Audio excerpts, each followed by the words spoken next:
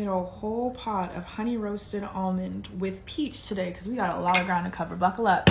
Hi, first a quick recap. My name is Ismatu. I live in the United States and I recently made a video that got pretty damn popular about requesting aid from your collegiate institution. This is the follow-up to that video. Thank you for waiting patiently. Here is the PowerPoint I mentioned. It is live on Patreon for public access. It is free. Go get it. I'm going to go over a couple slides from this though to answer some frequently asked questions from the last video. In the last video, I talked about rejecting a scarcity model in a college setting, meaning that if you see a resource and it's going to be helpful for you, take it without guilt. Feel okay in that. Hyper-independence is a habit. It is a coping mechanism that many of us picked up from our upbringing. And just like all habits and coping mechanisms, they go through this train when you're trying to replace them with something better. So you start with the unconscious unproductive, meaning you don't even realize that you're doing this, you don't even realize it's harming you, and you move all the way through these little blocks until you can finally get to the unconsciously productive, meaning that instead of reaching for hyperdependence, you automatically receive help without guilt, and you don't even have to think about it.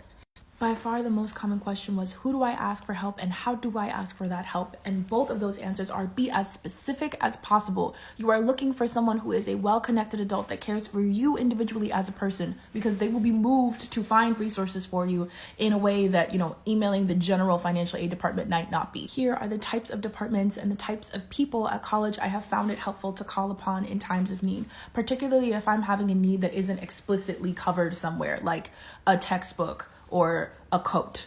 Here are the most important parts of an aid request. Who are you? State your case. What exactly do you need? Be as specific as possible. Is there a date and time in which you need it by? And why do you need it? Again, be specific and concise. You are looking to tell a story here to say why this aid will be helpful to you and that you know exactly what you want. It is so much easier to grant a specific request than it is a general one.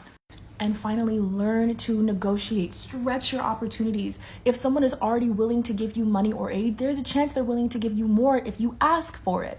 I got my laptop through a COVID relief grant that was only supposed to really cover travel funds, but because I wrote and said, hey, I also don't have a laptop in order to engage in Zoom school, can you send me one? They sent me the money to buy one. The full PowerPoint is available right here on Patreon, and there's also one geared towards high schoolers that I made while I was in college, so if you find that helpful, be blessed. And finally, in the spirit of asking for help, my mother started a nonprofit foundation last year in which she takes Sierra Leonean students and brings them to the United States for the opportunity to study. She's been trying to raise money. This has been stagnant for a while, and she's hosting 5 young men that eat. So if you have ever been blessed by Mama Gwen's words, $5 will go so long you don't even know.